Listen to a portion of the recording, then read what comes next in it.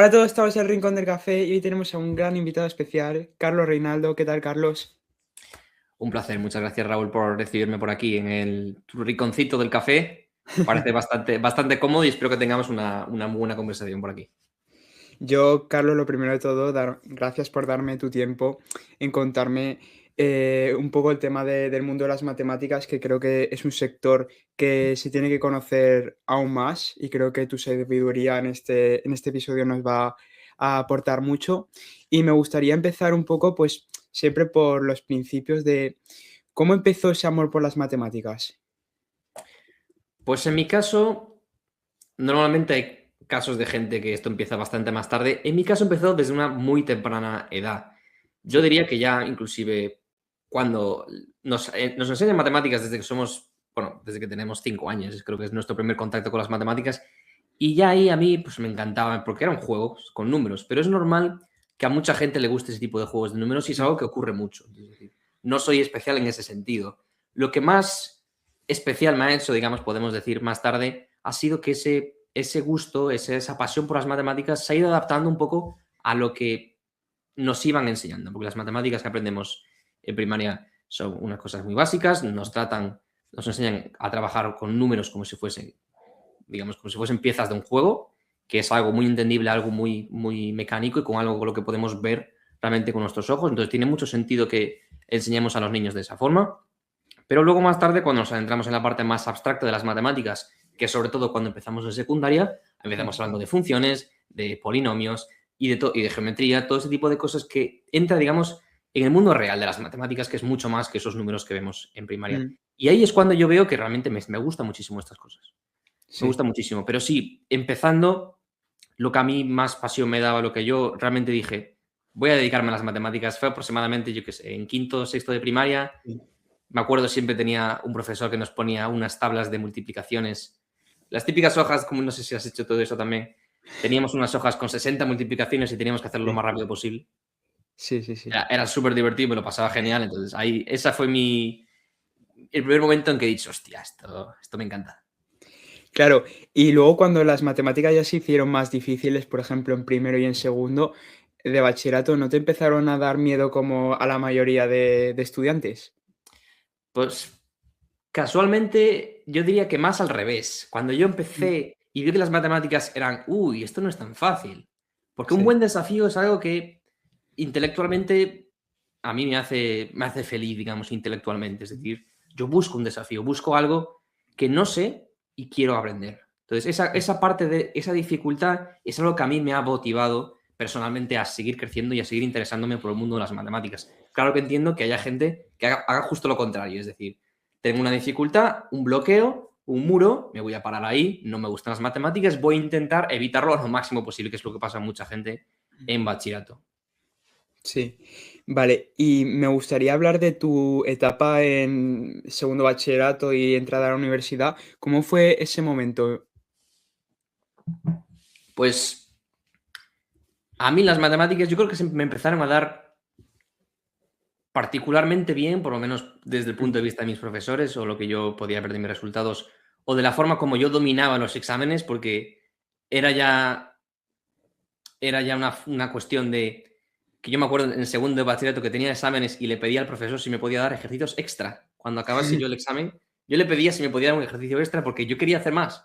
Y realmente Sí. era algo que me encantaba, sobre todo teniendo un buen profesor como los que tenían Mm. en bachillerato. Esa pasión que sentía me hacía querer más, me hacía querer aprender más. Y eso fue algo que empecé en cuarto de la ESO, que es una matemática, en realidad las matemáticas de cuarto de la ESO yo diría que son bastante cercanas a primero de bachillerato, se empieza a hablar de límites, sería un poco más, es digamos el concepto fundamental, y luego las Mm. derivadas es algo que a mí me gustaría haber aprendido y era muy curioso yo Mm. desde siempre, entonces la curiosidad es algo también muy importante que me ha hecho ser, podríamos decir, exitoso en las matemáticas de Mm. bachillerato, porque además me encantaba. Entonces, tener pasión y ser curioso y el hecho de poder disfrutar de una asignatura hace que sea muy sencilla de llevar. Claro, totalmente. Yo creo que si te gusta una asignatura o te gusta una carrera, la vas a hacer mucho más fácilmente. Y hablando de carrera, ya entramos a tu etapa universitaria. ¿Qué carrera estudiaste? Bueno, para la gente que no lo sepa. Pues bueno, yo soy matemático, he estudiado la carrera de matemáticas en la Universidad de Lisboa y ahora mismo Ujú. estoy acabando, de hecho, en un mes habré acabado el máster de matemáticas aquí en la Universidad de Copenhague, que es donde estoy ahora Mm. mismo en Dinamarca. Buah. ¿Y cuál es la principal diferencia entre me has dicho que has estudiado en la Universidad de Lisboa y también en Ujú. Copenhague? ¿Cuál es la diferencia entre esos tres sistemas educativos, el de Dinamarca, el de Portugal y el de España?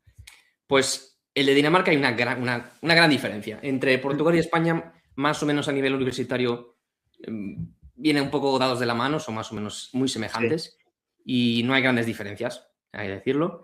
En términos de examinaciones, en términos de prácticas de calificación, es más o menos lo mismo. sí. Ahora en Dinamarca tiene un modelo educativo un poquito más moderno, podríamos decir, Mm. y en mi opinión bastante más eficaz y bastante más desarrolla muchísimo más al alumno, no solo como académico, sino también como profesional.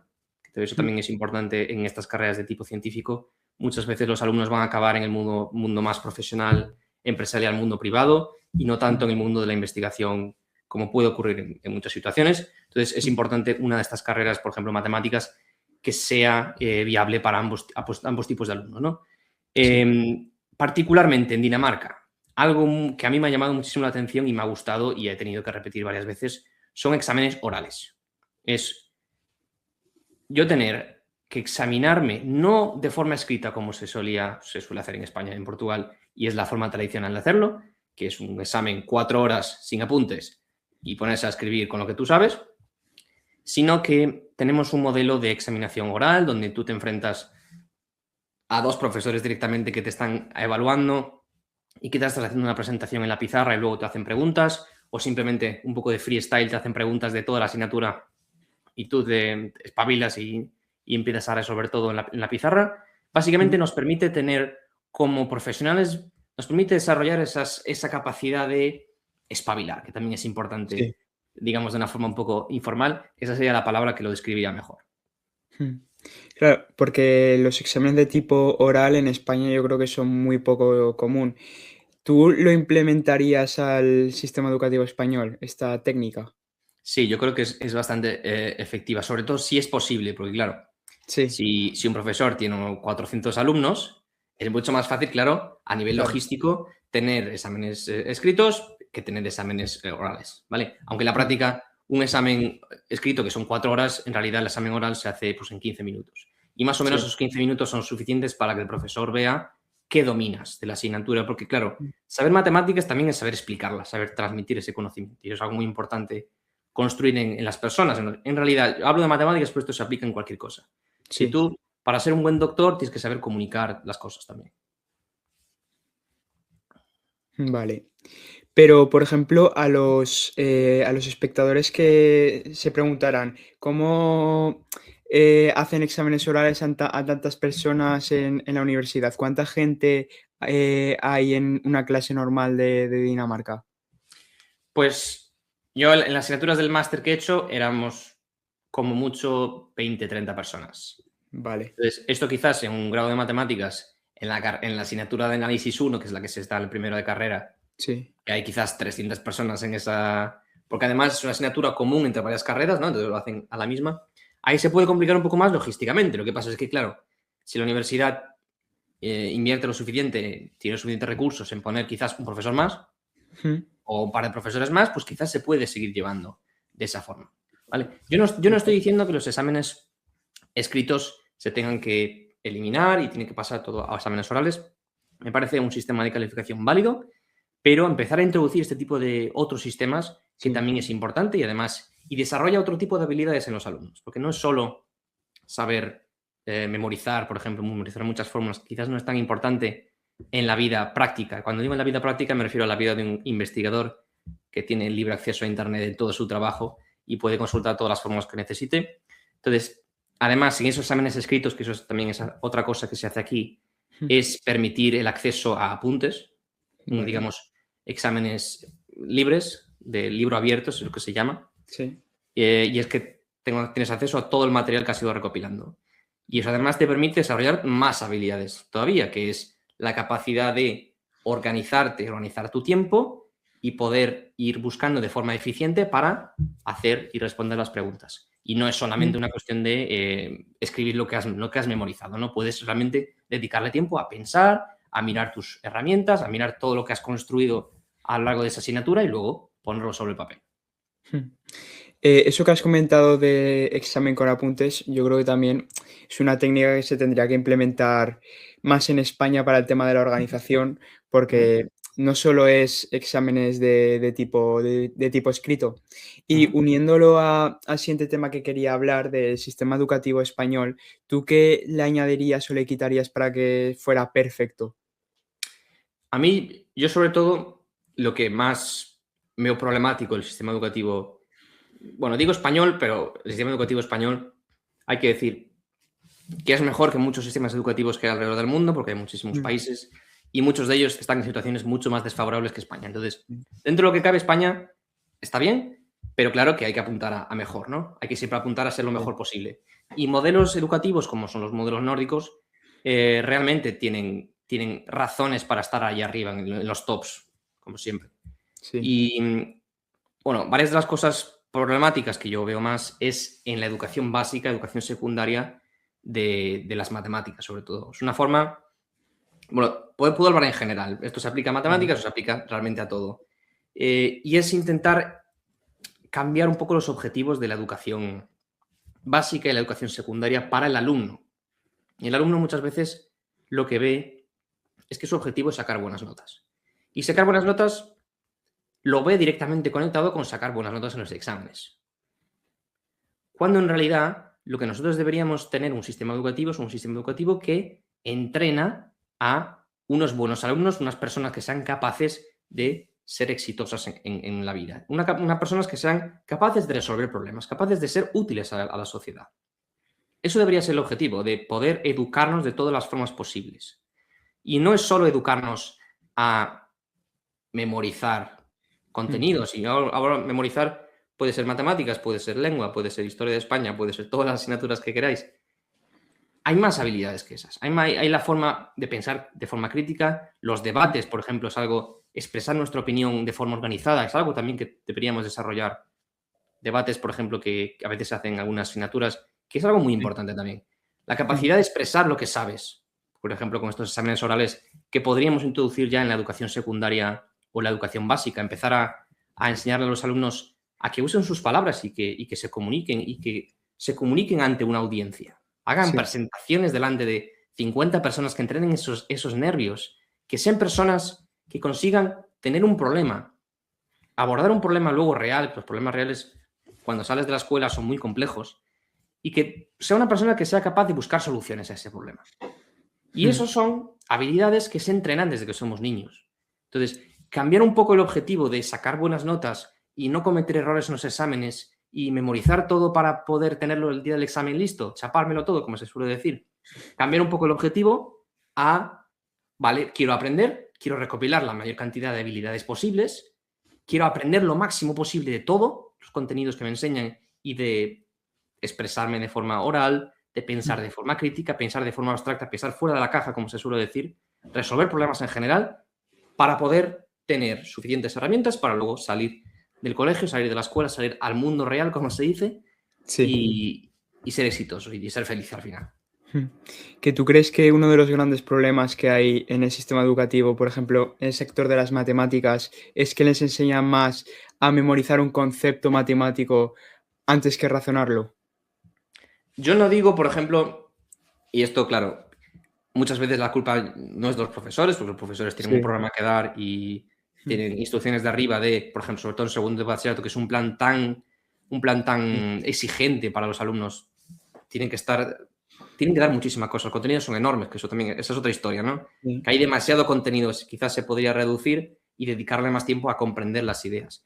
Mm, Entonces, claro, los pobres profesores muchas veces no pueden hacer mucho. Pero si fuese posible, en un mundo ideal, vamos a decir, mm. yo me centraría mucho más en tener menos contenidos y entenderlos mejor, ¿vale? Además, Vale. los exámenes, cambiar ese objetivo de tener el resultado bien, porque muchas veces lo que se Mm, puntúa bien es tener un buen resultado. y quizás un alumno que ha entendido todo bien y ha llegado al final y se equivoca en un 2 más 2 igual a 5, que es un Sí. clásico, quizás ese alumno no debería ser tan perjudicado como un alumno que no sabe ni dónde empezar, o que simplemente se ha memorizado la fórmula de la ecuación de segundo grado y hace bla, bla, bla, bla, bla, bla, le sale el número, cuenta y no entiende de dónde sale. Entonces, cambiar un poco los objetivos porque además una persona que sea capaz de pensar matemáticas por su cuenta es una persona que luego es capaz de pensar problemas reales por su cuenta.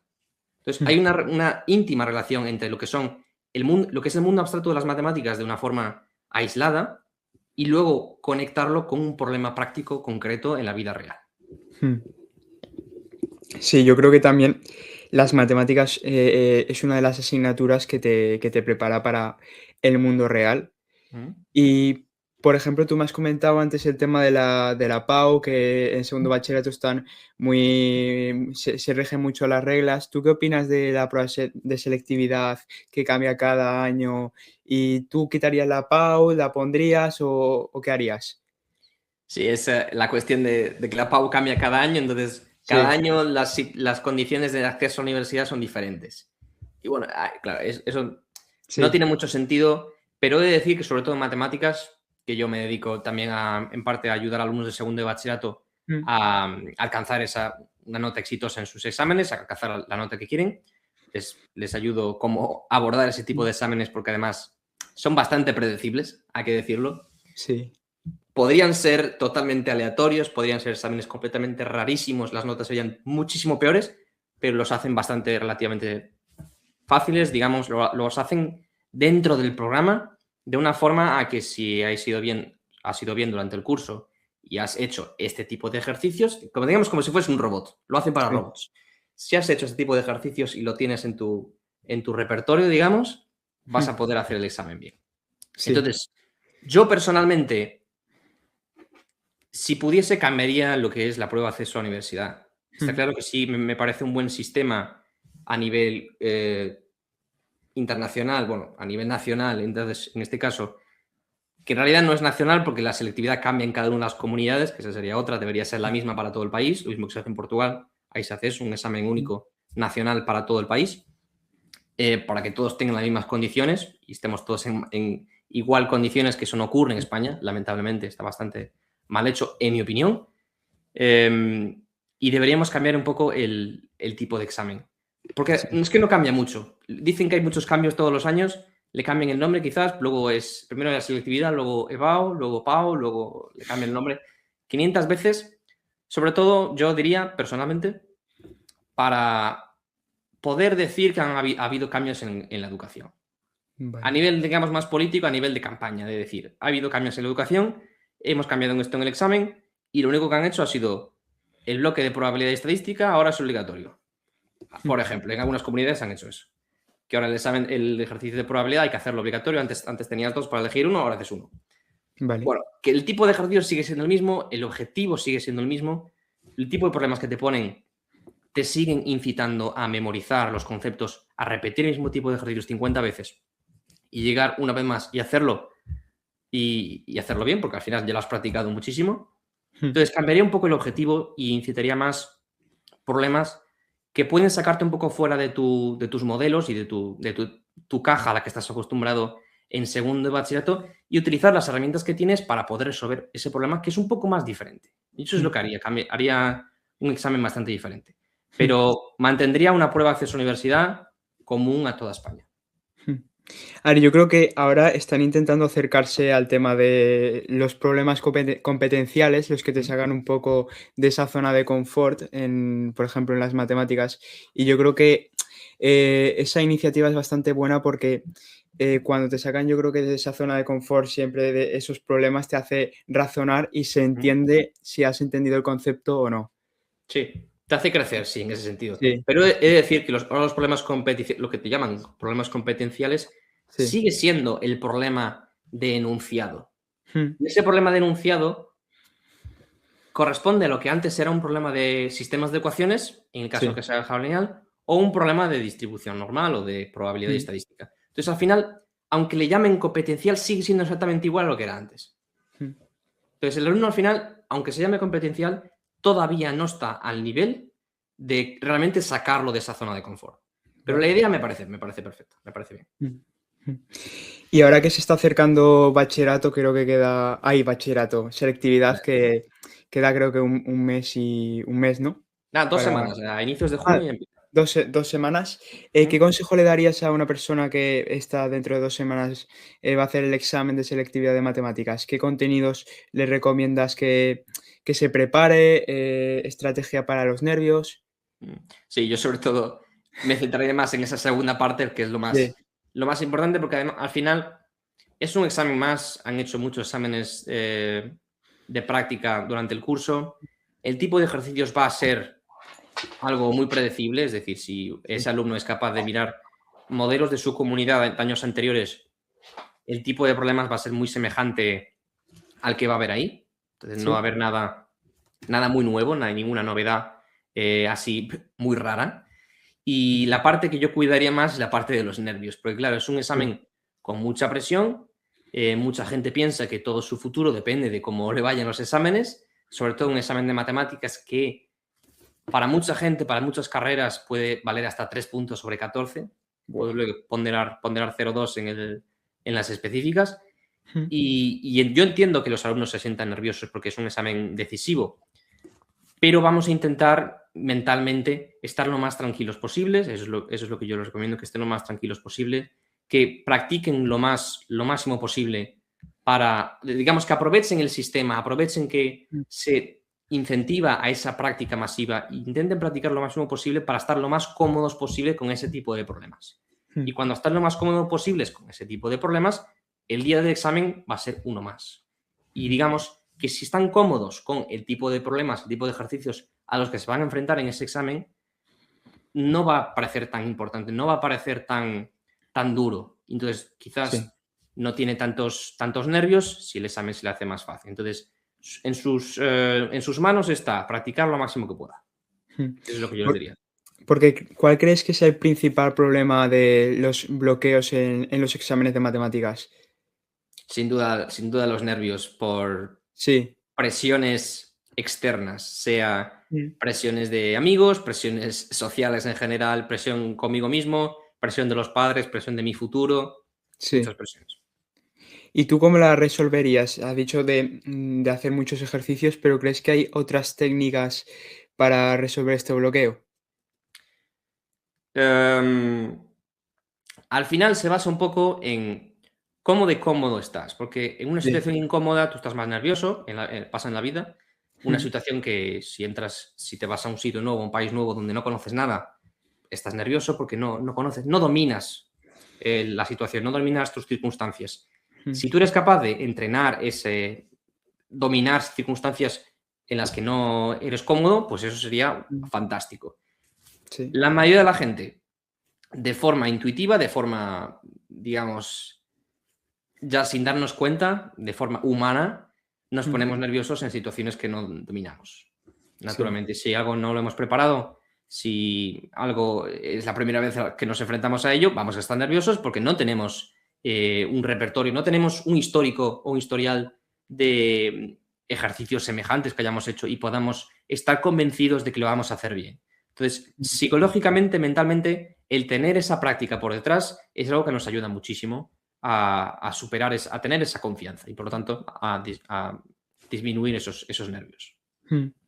Y me has comentado anteriormente que tú te encargas, uno de tus proyectos es preparar a gente para la selectividad. ¿Podrías comentar en profundidad este proyecto para Sí, la gente pues que nos está viendo? este es un proyecto que fundé ya hace varios años, se llama Mm, Matemáticas EBAU, cuando mm, la selectividad se llamaba EBAU, que es sí, Evaluación del Bachillerato para el Acceso a la Universidad, ahora se llama PAO, Prueba de Acceso a la Universidad, pero viene a ser lo mismo. mm, Y este año me he juntado con una alumna del doble grado de Matemáticas y Física en buah, la Complutense de Madrid, que son las carreras con mayor nota de corte, sí, que se llama Virginia Díaz, y nos hemos juntado para ofrecer a sus seguidores y mis seguidores un programa intensivo donde les enseñamos todos los contenidos de segundo de bachillerato, que son esos 4 bloques de análisis, álgebra lineal, estadística, probabilidad y geometría analítica, mm, y digamos tenemos lecciones, vídeos para todos esos contenidos que las personas puedan ver y de una forma estructurada les damos un calendario para el mes de mayo, que la gente pueda seguir ese calendario Sí. y, digamos, no tener que preocuparse en esa organización de cara al EBAU, que eso también es un problema de los alumnos. Mm. Terminan las clases de segundo bachillerato, les toca enfrentarse al EBAU y no saben cómo organizarse. Entonces, lo que nosotros le hemos hecho ha sido darles un calendario a los Vale. alumnos, decirles, si seguís esto, hacéis esto todos los días, esto y esto, vais a tener un buen resultado, vais a poder decir que habéis dominado la asignatura. Entonces, además, lo que les vamos a dar, además de esos contenidos, bueno, lo que les estamos dando a los alumnos, que ahora mismo está siendo este intensivo, es todos los domingos tenemos sesiones sobre todo con Virginia Díaz, que es una persona que ha sacado una nota de corte sobre 14, ha sido, me parece, un 13,875. Madre mía. Prácticamente perfecto. Así Sí. que ella sabe muchísimo sobre estudiar, sobre técnicas de estudio, sobre cómo controlar estos nervios. Así que ella se ha encargado, de hecho, de hacer esa parte, de transmitir a los alumnos con algunas lecciones cómo dominar un examen psicológicamente, sobre todo, que es algo, tiene un papel muy importante a la hora de hacer esa prueba. Nuestro cerebro, que controla nuestras emociones, es algo fundamental porque además es el que hace que luego nos den blancas y que no recordemos las cosas. Y luego, además, en la última semana de mayo nos centramos en hacer modelos EVA, hacer estos simulacros para, como decía, generar esa confianza en el alumno, que pueda llegar a esa prueba con confianza y dominarla sin problemas. Yo te quería hacer la pregunta en tu, academia, ¿trabajáis las matemáticas puras y sociales o solo centráis en unas matemáticas? Pues aquí nos centramos en las matemáticas que son problemáticas para la Sí, mayoría de los alumnos, que son las de ciencias. vale. Las matemáticas de ciencias sociales son una adaptación a la sencilla, digamos, es decir, Sí, adapta las matemáticas de ciencias y las hace más sencillas, además le sí. quita el bloque de geometría analítica y luego le añade dos cositas más, que son distribución, intervalos de confianza, y le añade la programación lineal en álgebra. Vale. Pero básicamente lo que es los pilares de la asignatura son las mismas. Y son mucho más fáciles. Es decir, las integrales son más sencillas, si hay, las derivadas son más sencillas, los problemas de optimización son más sencillos. Digamos que de forma general el examen es más sencillo. Vale. Y un alumno que hace el de ciencias, el de sociales es facilísimo para él. Así que nosotros transmitimos las asignaturas transmitimos los contenidos de ciencias, y de hecho tenemos alumnos de ciencias sociales también, a los que les decimos, vale, te damos una ruta, que es una ruta alternativa, digamos, que es con las mismas lecciones, te puedes saltar esta y esta, y lo vas a hacer bien, porque esto es para ti. Es que, como has mencionado, creo que el bloque de estadística y probabilidad, y creo que en mi comunidad autónoma entra en el bloque de matemáticas sociales. No sé si me equivoco. O sea, no, ¿cuál es tu comunidad autónoma? Aragón. Pues es que hay comunidades donde eso no Sí. está en ciencias, sí. Vale, sí, sí, sí. Es que yo creo que variará dependiendo del examen de comunidad autónoma. Que yo también en eso no estoy muy de acuerdo, lo hemos comentado anteriormente, de que tendría que haber un examen para todas las comunidades autónomas igualitario, ¿no? Porque no puede ser que imagínate, en Madrid sea más difícil que en otra comunidad autónoma, o Sí. tal sea más difícil que... En Navarra es complicado, hostia. Sí, en Navarra. En Navarra es de los más difíciles de España. Sí, Sí, Madrid también. Luego Andalucía es muy fácil. sí. Sí, ya me he hecho ese estudio porque ya... yo habré hecho ya en mi vida unos 100, 150 exámenes EBAU. Madre mía. Y ya me sé las comunidades fáciles y las difíciles. Porque tú la prueba de selectividad la hiciste en España o la hiciste en Portugal. Pues yo la hice en mi centro en Portugal, porque yo estudié en un colegio Sí. español en Vale, Lisboa. Entonces sí, hicimos la selectividad desde la UNED.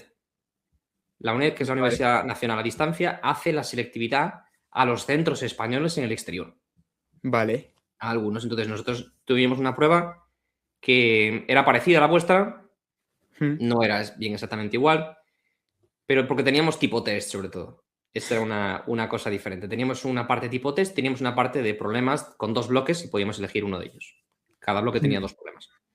Pero de asignaturas serán las mismas, las mismas. Sí, sí, sí. O sea, Sí. todos los contenidos eran iguales. Lo que pasa es que el examen era diferente. Porque teníamos el tipo test. Ah, vale, vale, vale. Era difícil, tengo que decirlo. El tipo test era más difícil. Sí, a ver, el tipo test también tiene su miga, yo creo. Sí. Sí, sí, sí. Tiene otra psicología también, en entender el tipo test. Sí.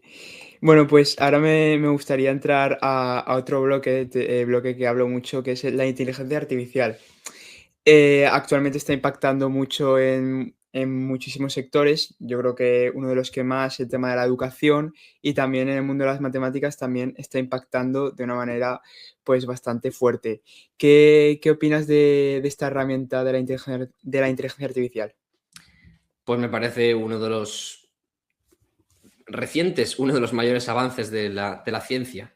Y Sí. además, a mí me gusta decir que los avances científicos se deben en algún punto de la historia a un desarrollo matemático. Y es que esto lo vemos desde siempre. Quizás no nos damos cuenta, pero algo tan sencillo, o que ahora no es tan sencillo como el hecho de poder enviar un mensaje por WhatsApp, por ejemplo, el hecho de que sea posible que mandemos un mensaje, que yo te mando un mensaje a ti y que nadie en el medio lo consiga interceptar, es debido a un cifrado que existe por WhatsApp. Y ese cifrado, que es un sistema de clave pública-privada, está basado en un algoritmo matemático llamado RSA, uno de los Vale. algoritmos más utilizados para la criptografía actual, junto con curvas elípticas, también es otra forma de hacerlo. Y ese algoritmo, que parece que es algo muy complicado matemáticamente, está basado solamente en una cosa. Está basado en los números primos. Y está basado en factorizar números en primos. Está basado en la dificultad de, dado un número, que yo sé que, imagínate, tengo un número, yo sé que es el producto de dos primos, Bien. pero no sé cuáles son. Entonces, por ejemplo, si yo tengo el 51 es 17 por 3, que es el producto de dos primos. Vale. Y si yo sé que el 51 es el producto de dos primos, yo en este caso, usando los ordenadores, es fácil saber cuáles son esos primos. Simplemente pruebo todos los primos, la lista de primos, y voy probando. Y encuentro el 17 y el 3. Pero si ese número 51, yo en verdad te digo un número de 300 cifras, y te digo ese número es el producto de dos números primos, y encuéntrame esos primos, eso es complicadísimo. Los ordenadores tardan miles y millones, inclusive ahora, miles de años en resolver ese tipo de problemas. Y eso es lo que permite que existan sistemas de clave pública-privada. Es decir, en cierta forma, cada uno de nosotros tenemos esos primos que la gente no sabe. Tú tienes uno, yo tengo otro. Y la clave pública es ese número que es el producto de dos primos. Y digamos que sin tener uno de ellos, si yo tengo uno de ellos, yo puedo conseguir el otro, simplemente dividiendo. Tú también. Pero Sí. nadie en el medio puede detectar ese mensaje porque nadie tiene estos dos primos. Eso es lo maravilloso de las matemáticas. Y ahora volviendo a la inteligencia artificial, que me ha ido un poco de lado. La pregunta era, repítemelo, porque se me ha ido. Bueno, pues el tema de la inteligencia artificial, ¿qué opinas sobre esto? Si es un poco héroe o villano, ¿no? Ah, vale, no, yo digo que es héroe. Digo que es héroe, pero hay que tener cuidado cómo se usa. Sí. Porque, sobre todo, se está viendo entre los jóvenes que está dejando un poco de lado lo que es el pensamiento propio y vamos a llegar a un punto, parece, a este ritmo, en que vamos a, literalmente, no vamos ni a mirar por la ventana para preguntar si está lloviendo o no. Vamos a preguntar a ChatGPT. Pues yo creo Parece que que está llegando a también. este punto de Sí, que sí, sí. dependamos tanto de una inteligencia artificial. Y a mí me parece fantástico que utilicemos todas sus capacidades y toda la rápida capacidad de procesamiento de datos que tiene una inteligencia artificial para realizar tareas. Y sobre todo tareas mecánicas. Pero tenemos que tener en mente que los seres humanos somos seres creativos. Y en creatividad le ganamos a cualquier inteligencia artificial. A cualquier inteligencia artificial generativa, en términos de creatividad, vamos a ganar los seres humanos. Y es por eso que, por ejemplo, ahora yo me centro en mi mundo de las matemáticas, en el mundo abstracto de las matemáticas, los problemas del milenio o problemas que nadie sabe resolver en matemáticas, los van a resolver humanos, no los van a resolver las inteligencias artificiales. Porque nosotros somos los únicos capaces de explorar caminos inexplorables, de explorar ideas que no se han visto antes, de crear nuevas ideas. La inteligencia artificial es fantástica en un entorno, es fantástica aprendiendo, pero un humano es la única persona que puede crear desde cero, crear desde la nada. Eso es la capacidad que tiene el humano. Y como seres humanos aprendemos, los estudiantes sobre todo, que son los que, digamos, aprenden de una forma más directa, más visual, deben utilizar o podrían utilizar, y yo recomiendo que utilicen, todas las herramientas que puedan tener, que puedan utilizar, pero sin olvidar que lo más importante es que ellos piensen por sí mismos. Y sin olvidar que lo más importante es lo que ellos han aprendido realmente. Y no cómo si, por ejemplo, vamos a imaginar, tenemos tareas, tenemos deberes. Yo puedo hacerlo de varias formas. Puedo pasárselo al ChatGPT que me dé el ejercicio resuelto y yo se lo envío al profe sin mirarlo. O yo puedo intentar resolverlo por mi cuenta, veo que hay algo que no me sale, no pasa nada, se lo pregunto al ChatGPT a ver qué me dice. Me dice esta forma, pues yo voy y compruebo si esto tiene sentido. Si no tiene sentido, le pregunto, oye, ¿esto por qué?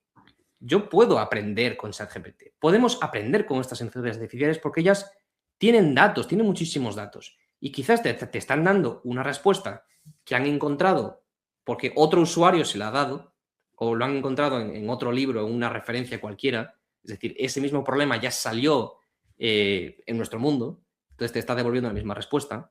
Y tú como ser humano debes ser capaz de realmente ver si esto tiene sentido o no, o buscar aprender de eso. Entonces es siempre importante buscar aprender de las cosas.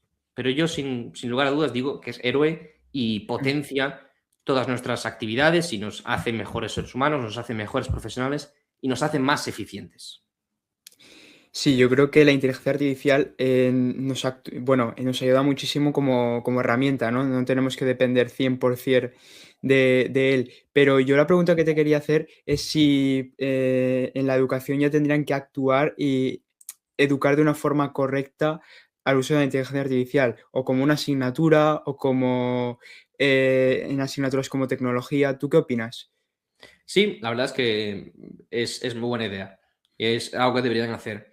Pero sobre todo, y también conectado con lo que estaba diciendo antes, deberían cambiar un poco lo que son los objetivos. Porque si los Sí, objetivos siguen siendo los resultados, ya. eso ChatGPT es profesional en eso. Si el objetivo sigue siendo memorizar fórmulas y aplicar fórmulas y hacer siempre lo mismo, ellos bueno, yo digo ChatGPT, pero cualquier inteligencia artificial me sirve, ¿vale? Son maestros en ello. Ellos son maestros en eso. Lo que no son maestros tanto es en plantear, por ejemplo, en dar una explicación oral. Los exámenes orales siguen siendo una pedazo de forma de calificar. Sí. A ver, el tema de los exámenes orales, sigo diciendo que es algo que tendría que imponerse ya, porque es lo que demuestras que conoces algo, ¿no? Si te preguntan, pues, ecuación de segundo grado, pues la puedes poner escrito, pero si lo explicas, pues con pelos y señales, pues va a cambiar la cosa, ¿no?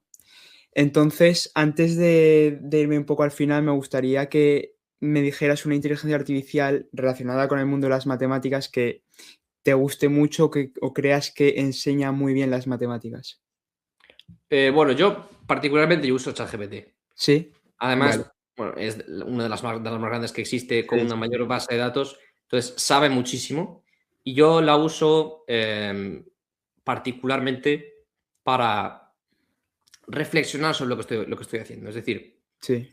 si yo estoy haciendo algo y me surgen preguntas que yo de momento no sé abordar, entonces se lo voy a preguntar a ChatGPT. Le digo, mira, estoy haciendo esto y me está surgiendo esta pregunta. ¿Se te ocurre qué puedo explorar? ¿Qué caminos puedo explorar?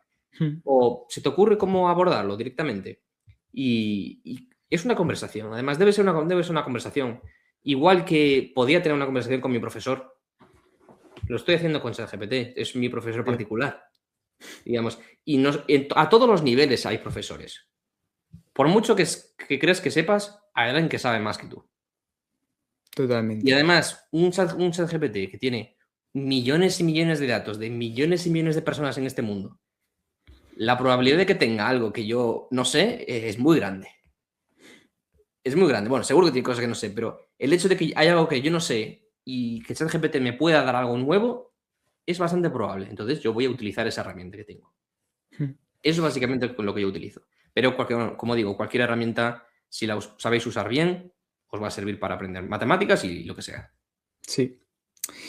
Yo creo que ChatGPT es una herramienta que hay que utilizarla porque te ayuda a conocer nuevas cosas, ¿no? Pero hay que utilizarla bien, como has dicho tú, de Mm. informarte, mirarlo paso a paso, no hacer copiar y pegar y entregarse al profesor. Es un gran problema. Claro. Sí. Vale, pues yendo para el final de la entrevista, me gustaría que le dieras un consejo a ahora un estudiante de, imagínate, de segundo bachillerato que va a hacer la selectividad. ¿Qué consejo le darías para las 2 semanas que le quedan? Para 2 semanas que le quedan, Sí. primero, que busque una forma de organizarse para esas 2 Mm. semanas y que le dedique la importancia que tiene las asignaturas a las que se va a enfrentar. Si hablamos solo de matemáticas, ¿hablamos solo de matemáticas o en general? De matemáticas. De matemáticas. Bueno, exactamente, que le dedique el tiempo a las matemáticas que sea lo más importante. Pues si para esa persona que se va le vale 3 puntos el examen de matemáticas, pues entonces tiene que dedicarle bastante tiempo. Sí. Si le vale un punto solamente porque va a estudiar una carrera que no necesita matemáticas, quizás no le dedique tanto tiempo. A ver, cada uno tiene sus prioridades y es totalmente entendible. Pero yo le voy a dar consejos sobre matemáticas y yo lo que le diría es que practique lo máximo que pueda. Que Mm. vaya a su propia comunidad, que es lo que va a ser la prueba más fidedigna a la que va a hacer el día del examen, y practique lo máximo que pueda. Que vea, hoy en día, pues tiene un montón de herramientas, inclusive ahora conectado con la inteligencia artificial que estamos haciendo. Sí. Pasa la ChatGPT 5 exámenes de años anteriores de tu propia comunidad y él te va a pasar el sexto. Él te va a dar uno más y pasas otra vez y te va a dar un séptimo. Y así puedes construir básicamente recursos infinitos. Mm. Básicamente vas creando sobre lo que te va dando. Porque ChatGPT es muy bueno con patrones. Y como digo, inteligencias artificiales son capaces de identificar patrones. Y eso es algo con lo que ellos dominan muchísimo, porque informáticamente, numéricamente, reconocer patrones es algo que ellos hacen muy bien. Entonces, los exámenes de selectividad son eso, son patrones. Y son personas que cuando construyen esos exámenes lo que hacen es, en realidad, tienen un tipo de preguntas y luego se van a crear una pregunta que sea parecida a una de las que tienen en esa lista. No se inventan preguntas así porque además hacer un examen debe ser lo más difícil posible, pero es relativamente sencillo, porque ellos tienen realmente una lista con exámenes de años anteriores y dicen, vale, pues este año vamos a hacer este ejercicio, pero le cambiamos los numeritos y ya está. Realmente no. Los propios examinadores no, los propios creadores del examen no piensan mucho, vamos a decir. Hacen exámenes relativamente predecibles y usando herramientas como inteligencias artificiales para generar exámenes o para corregir, que esa es otra. Si yo le hago un examen y se lo mando a ChatGPT y me lo corrige, ahí aprendo muchísimo, muchísimo. Porque Sí. además te va a decir, pues no, yo en el examen pondría esto de esta forma. Y tú le preguntas, ¿por qué? Y tenéis una conversación. Sí. Entonces, utilizar las herramientas que tienes a lo máximo que puedas. Y estamos en el siglo XXI y no estamos hace 20 años, que hace 20 años el examen de selectividad era prácticamente igual, y bueno, más o menos, y no había inteligencia artificial. Entonces, aprovecha las circunstancias en las que estás, aprovecha las herramientas que tienes para dominarlo lo máximo posible. Entonces, esa frase final para el alumno de segundo bachillerato. La frase final sería, aprovecha tus herramientas, inteligencias artificiales, practica y entrena tu mentalidad, porque no queremos que estés nervioso el día del examen. Esa sería, digamos, la clave que yo le doy para dominar la selectividad, dominar esa prueba PAU de matemáticas.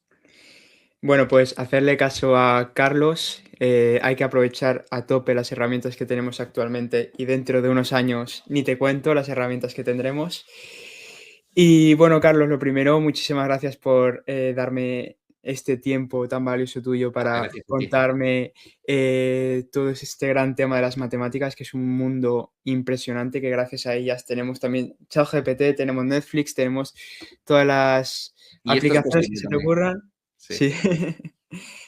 Y bueno, muchísimas gracias. Nada, un placer. Me ha encantado estar aquí y espero que la gente se haya llevado una buena experiencia, algunas lecciones de esta conversación. Sí, esperemos que a mucha gente le sirva, especialmente a gente que va a hacer selectividad dentro de 2 semanas. Y bueno, un saludo y a ver si otra charla de esta se surge otra vez. Exacto. Venga. Venga, adiós.